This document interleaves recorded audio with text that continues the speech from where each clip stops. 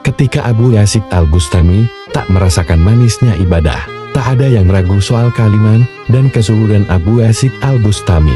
Tokoh sufi ternama abad ke-9 ini termasuk hamba dengan ketaatan yang utuh.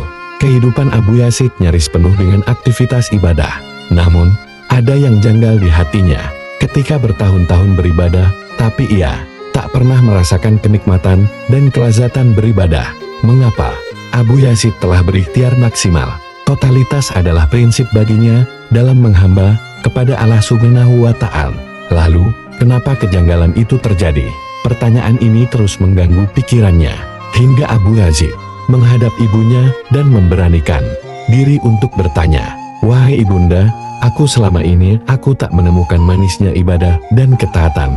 Ingat-ingatlah, apakah ibunda pernah mengonsumsi makanan haram saat aku masih berada dalam perut atau ketika aku masih menyusu?" Sang ibunda diam agak lama. Ia berusaha mengingat-ingat seluruh peristiwa. Seperti apa yang dikatakan anaknya. "Wahai anakku," jawab ibu Abu Yazid kemudian, "saat kau masih dalam perut, ibunda suatu kali pernah naik ke atas atap. Ibunda melihat sebuah ember berisi keju dan karena berselera, ibunda mencicipinya syukuran. Semut tanpa seizin pemiliknya. Pasti gara-gara ini," kata Abu Yazid.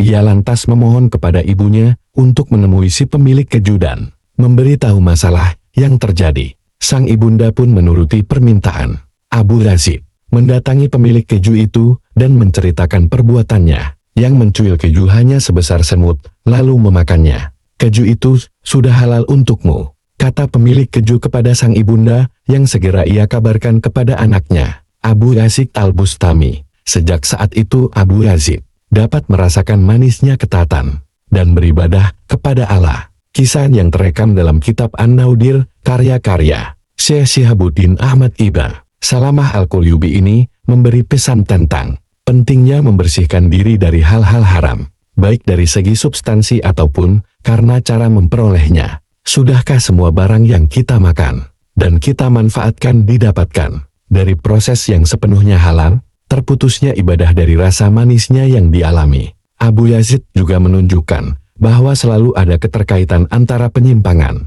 perbuatan fisik seseorang dan suasana ruhaninya. Dan penyimpangan tersebut tak mesti bersumber dari dirinya sendiri, tapi bisa juga dari orang tuanya. Kenyataan ini pula yang memberi peringatan para orang tua agar sangat berhati-hati dalam memenuhi kebutuhan anak-anaknya. Pastikan semua halal. Dengan demikian kehidupan akan berkah. Wallahu a'lam, mahbib.